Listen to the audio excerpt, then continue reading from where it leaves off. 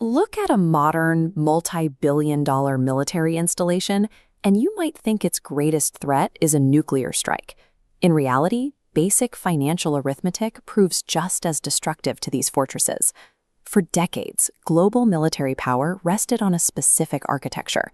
Superpowers projected strength by maintaining an expansive network of over 800 static, forward-deployed overseas bases. This entire system relied on the assumption of sanctuary-like security. Strategic planners operated as if regional adversaries lacked the long-range precision weapons needed to reach these outposts.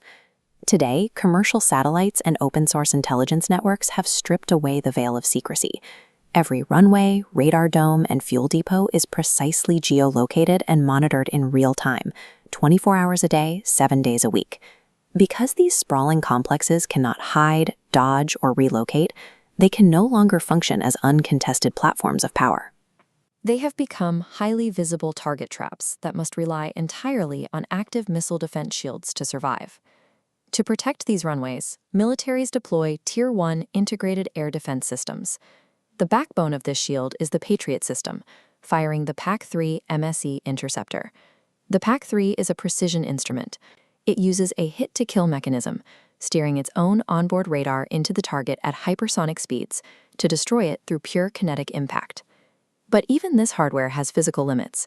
A Patriot battery has a finite number of launch tubes, and its phased array radar can only track a specific number of targets at once before its channels are exhausted. Adversaries exploit these limits using asymmetric saturation. They do not fire their best, most expensive precision missiles at the start of an engagement. Instead, they open with massive waves of low-cost, slow-flying autonomous drones and loitering munitions. These crude weapons are designed to flood the airspace in swarms. The sheer volume of these cheap incoming targets forces the base's radar to lock on. The automated defense system then expends its limited, advanced interceptors to destroy what are essentially low-value decoys. Once the radar tracking channels are saturated and the interceptor magazines are empty, the multi-billion-dollar base is left defenseless. It is now completely open to a devastating second wave of high-speed, highly maneuverable precision cruise missiles. This graphic breaks down the cost-exchange ratio.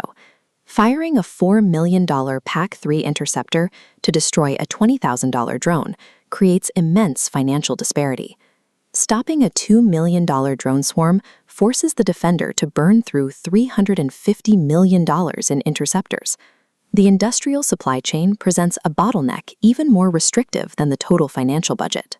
Each interceptor relies on a 400-company supply chain, requiring up to 30 months of hands-on assembly to build one round, capping global output at roughly 50 missiles per month. While a superpower spends years crafting a few dozen interceptors, an attacker can stamp out thousands of crude drones every month in standard commercial factories. Because of these extreme production disparities, the defending power will run out of missiles long before the attacker runs out of drones. This chart maps out the strategic reality.